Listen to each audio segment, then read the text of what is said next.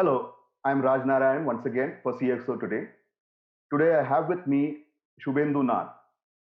Shubhendu has been a media relations professional for the last 12 plus years. He runs and manages change agents. He has offices in Bangalore, Mumbai, Delhi, and even in the Middle East. So, welcome Shubhendu, first of all. Welcome to the show. Thank you. Thank you very much. Yeah. The idea here is to see what PR and marketing means today, specifically in the light of whatever is happening in the country today. There's a lockdown. You have big companies actually canceling their events and doing it digitally in a become virtual event. So in this scenario, how does the PR operate? What are the challenges? So this is the topic. So my first question to Shubhendu would be, Shubhendu, what has changed for you in the last 5 months since the country went into a lockdown? The positive change has been that we have realized that you can continue effective PR without meeting people personally. Times are different now as compared to what it was 10 years back. So reaching out to people is not necessarily only through going and meeting them. You reach out to the journalists and editors using many different tools. Email, the traditional email works absolutely fine, and then you speak to them. You have various messengers that you can use. Editors also feel a relief that we are not sitting on their head all the time. And there is an element of innovation because when you reach out to people using these tools, which are non-personal in nature, by not meeting them, there is a lot more text, there's a lot more supporting material that you are giving to them. They have the time to review it, they have the time to go through it and form their questions or reject it. Okay. So picking up from what you said, would I be right in saying that whatever is happening today would become the new normal going forward? Because all of what you said, see, in my journey as an editor, I have also seen PR constantly calling and, like you said, sitting on the head. Although for me it was a good experience, I would never say that it was unpleasant. Yeah. So my question is that would this become the normal? I mean, would more data points, more information being given by the PR to give the editor or the reporter a much better handle on what he or she is writing? Would that become the norm? Something has changed because situation demanded. Would that become the norm going forward? I can tell you that these changes started happening before the pandemic broke. We were getting into this mode of more informative outreach to the media, to the editors, simply because there is so much of information floating around, and there's so much of so-called media pitching that keeps happening from agencies to the media houses. That how do the editors or journalists remove the clutter and find a relevant story? It happens only when you are able to give them qualitative inputs and not reduce yourself to a mere postman, carrying message from your client to the media. The value addition that a media relations agency or a PR agency has to do is to provide a synopsis of what they are pitching, provide talking points, which means there is more and more qualitative inputs that the agencies have to do, which essentially means it will go down to either a video call or a email with the supporting materials, and there is no way that you can not give the quality input to the editors. Okay. Okay. So the next one is, see, you've been managing change agents for what, 12 plus years now. So just give us a brief of what has been the journey for you. How has the journey been? What were the paradigm shifts you saw in your journey? That will be interesting because I mean the journey has been there as media from the media. I know that. Yeah. See, I came from tech media background, so transitioning into PR business wasn't a very difficult choice. But what I saw during mid 2000s, early 2000 and mid 2000 was that there was a chasm, there was a gap between agencies and media, particularly and the PR agencies who were handling enterprise technology brands. Mm-hmm. During my days in media, I used to see a lot of agencies come and talk to us, but not be able to communicate about the core enterprise technology that they were representing. So there was a gap, and when we started in 2008, we decided that we will focus on and stay focused on enterprise technology brands, consumer technology brands, technology distribution, encompassing the entire technology segment, and be more of content marketing people before content marketing actually became the buzzword, rather than be a mere PR agency. So in the early days in 2008 and in 2009, PR was still traditional PR. But so post 2013, there was a clear paradigm shift happening because of rapid advent of social media uh, getting ingrained into the official communication. PR needed social media for amplification. Mm-hmm. Digital versions of media were becoming more and more popular. You could see that the print numbers were becoming lesser, and the reach through digital medium or digital versions of the same media were becoming stronger. So the amplification was necessary. Using keywords, using backlinks would be was becoming important. And 5 years later, I mean, after the explosion of social media, digital marketing, using LinkedIn as one of the important tools, so the entire thing kept on getting enmeshed. So PR is no longer PR. PR today is content marketing. In fact, we have taken a step back and we call ourselves the content marketing agency, with the content being at the center and that content getting used in PR, the same content or adapted content getting used in digital marketing, getting used in lead generation. So the conversation moved from input output model to input output outcome model. Mm-hmm. So, coverage, number of coverage clips, or number of coverages that you got in the media were not only enough. You needed to understand what outcome was the client getting from the coverages that they were getting. Mm-hmm. Suppose my client got 50 coverages, is that enough, or are those 50 clients, or are those 50 coverages important, relevant, because they are making the client's business easy? Yeah. Is there any kind of leads happening? Yeah. Today we talk about PR. We in fact talk about an entire cycle: PR, content marketing, webinar, and lead generation. So there is reaching out to the large masses, and there is the same content or adapted content can be used to reach out for specific webinars or lead gen. Yeah. So actually, that was my next question, because I was just thinking about this fact that now, if you look at a typical mobile phone launch, a new phone launches, I'm sure you would have seen the circus that they made about the OnePlus Nord, which launched recently. They themselves leak. They themselves give out information in bits and pieces. So, how does a PR agency remain relevant actively? I'm not saying, I mean, it is relevant because it's still needed. How does it remain relevant when there's this entire social media circus going on in the back? Uh, and sort of, is it that PR agencies would eventually become all-in-one sort of a thing, or what do you think? Because from your previous answer, I figured out that yes, maybe that is the way.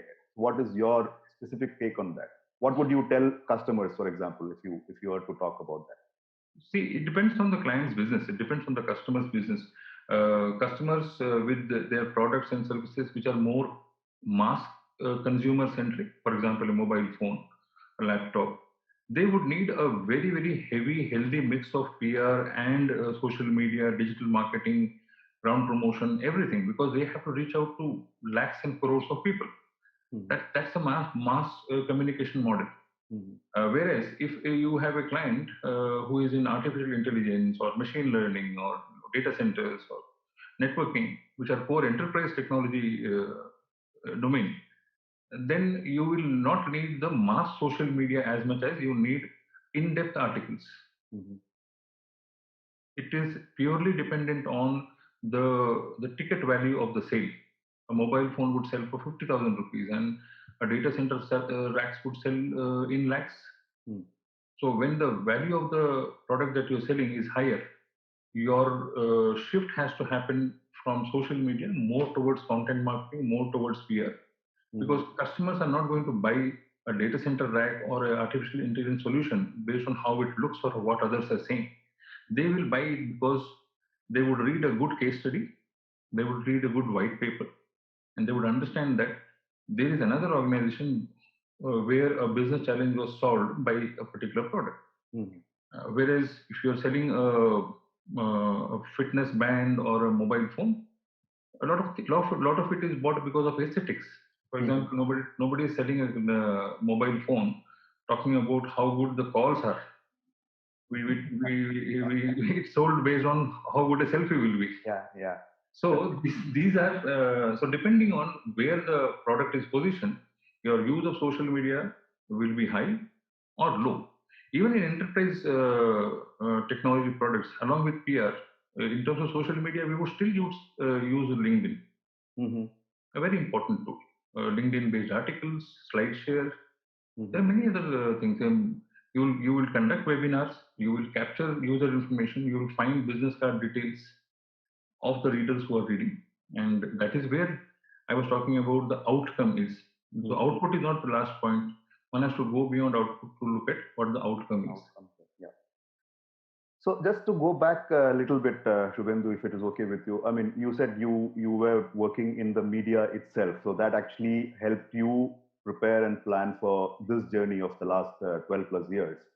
So can you just go specific and tell us like what exactly were those learnings and how it differentiated change agents as a PR agency compared to say the others who are in every line of business. So what I understand is you are, like you said, you are focused on B2B. So B2B is your niche that you have found for yourself. So how did you focus on that? And how did your experience from the past help you do that? Two things. One is you do things good which you know well. Second thing is that you can do things well which you are likely to learn quickly and learn well. So I have believed that there is always in life you have to, if you have to succeed, you should be able to not only learn new things but also unlearn some of the things from your past so that you can adapt to the changes. Technology industry itself is at the forefront of implementing most of the marketing activities, including PR. It has before many other industry verticals adapt to a good technology. Technology industry itself usually adapts it faster. So one reason of getting into enterprise or B2B focused PR was that we understood the subject well. I came from DataQuest magazine cyber media background. The second thing was there was a gap, and whenever you're looking to start a business, one of the important things to do is not jump into something which is already populated, but to find where there is a gap and whether that gap can be filled by your expertise. When you are a new agency, customers tend to invest in you as a person, in person.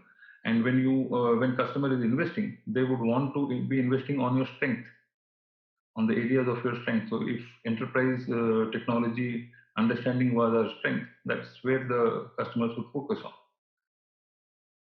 Then there was a interesting choice that we made. In the initial days, at least for the first 3 or 4 years, we kept on focusing on the challenger brand and not the leader brand. The challenger brand or the number 2 brand or number 3 brand in every segment would ensure that there was a lot of push from the marketing team and the country heads of those organizations. There was a lot of support, and there was a sense of happiness and satisfaction when you achieve something good. And there is always a story to talk when you are the challenger. People take leaders for granted, but challenges there is a lot of story to talk. So why don't you tell us one story of you don't need to name the brand. I mean something which you're really proud of that change agents did. I don't need to take the name of the brand because that might be not the right thing to do. And okay. One of the tech companies, in fact, one of the first companies that we started working for, a US-based company in WAN optimization, server load balancing. And like I said, these are various topics on which not everyone communicates well, not everyone writes well, because these are core technology. A lot of understanding is required. When they entered the Indian market, they were not in the top five. So Gartner used to put them in the others category, which is beyond five. Yeah, yeah. They may have been six or seven. One can't say very clearly. We have finished 10 years relationship with them. It's the 11th year that we are working. They have not moved to a different agency, and they have done their sales well. They have done the other marketing activities well. But for the first, arguably 7 or 8 years, uh, marketing activities for them would mean essentially PR. And so we would love to take the credit. They have also given us a credit of helping the brand move from the others category today to the number two position in the ADC segment. Uh, that's a big achievement, and we've kind of grown together. There's not only that company. In fact, there are quite a few other companies. One of the largest IT enterprise distribution house, other technology companies, other B2B technology companies, that with whom we have had more than 10 years relationship, 6 of them. And in PR business, I can tell you, uh, there would not be, there will be very, very few agencies who have relationship with their customers renewal after renewal more than 10 years. Yep. Yes.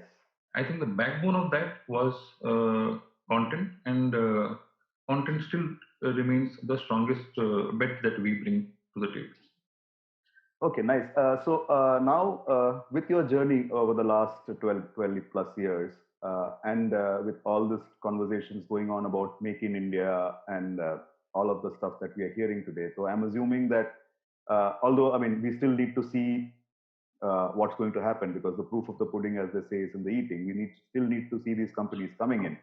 Once they start coming in, as I hope they do, how do you see yourself, sort of, your role in these new companies, or what would be your suggestions to them? How do they take? Do they need a PR right in the beginning when they are here, or do they sort of need a social media agency or a digital marketing agency? How would you, assuming that they are in the B2B space, what would be the role that you see yourself playing, and you see the larger PR playing in this scenario, say next 5 years? Not only the companies that are coming in fact, as a proactive thing, we keep reaching out to and talk to many companies who are entering India or Asia Pacific markets. I am not being the salesman for the PR business, but PR is the first thing that any company that's entering any new market should take, not just India, any new market, because PR is essentially to get you earned coverages, and a good non-biased media mentions about your brand in any news market, it quickly adds to your credibility. They are far more effective than putting out large ads. I'm not saying you should not do ads. They can be done and they should be supported. Advertisements for any new company in any new market should be more tactical in nature, whereas PR is more strategic, more long term. It's more top leadership driven, unlike advertisements, which could be the domain of marketing managers or sales managers. PR is what the leadership is talking about, is to establish the thought leadership of the particular new company. Every new company believes, and I'm sure they have a unique selling proposition, which is why they are in business. So, what is that USP? What is the uniqueness that they are bringing to the new market? How they will do A, B, C things better than existing players in that market is what needs to be communicated. Today, you don't have to wait only for PR. You can use PR. You can use social media effectively. For example, you can use LinkedIn to build the industry connections that you need for establishing your channel partners, for establishing your new distribution partners. So you don't have to only sell, you have to bring in a lot of partners to be able to sell in the new market. Whether it's an Indian company, let us say, venturing into Indonesian market or Thailand market, or a US company coming into India. It is the local partners who will give them the the footing into the market. It is the local dealers and distributor who will give them the last mile connectivity. Yeah. Talking to them also is another important business, part of any new brand, and that is where, that is why PR will remain relevant. Yes, we can add a lot of things into PR. We can bring social media to enhance it. We can bring digital marketing to enhance it. But a third party credibility that PR gives you, that will remain useful and handy. So, okay, Shubhendu, one more thing that is obvious these days is the amount of information that gets shared or that hits you every day, every minute of the day, actually. There's just data coming from all sides. I mean, morning you wake up, you have the newspaper. Even before that, you have your social media and then newspaper. And then you have blogs, you have videos, you have podcasts, you have just so much of stuff happening. So, how does a brand actually sort of rise above this noise? So, what would be your perspective on that as to how can this happen? What should a brand be doing? A brand has to, in today's time, a brand has to learn a very important new emerging concept called digital decluttering. This means that there is so much of communication happening. I'm staying focused still on the B2B or enterprise technology. Even in the B2B and enterprise technology, there's so much of communication happening. You get mailers, you get invites for webinars, and after the pandemic has broke, I think webinars is the only thing that people are chasing. So there are just too many webinars happening, too many invitations happening, too many calls coming to you, too many Zoom meetings happening, and you have information loaded, overloaded on you. Every brand needs to understand that they are not the only one chasing a particular CIO or a IT manager or a CXO. So the same CXO is being hounded and pursued and pushed by many form of communications.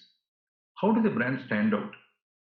In any high value sale, in any enterprise product business, the the important thing which is emerging nowadays is that over 50-55% of CXOs look at thought leadership of any brand as one of the important criteria of getting engaged or buying that particular product or service.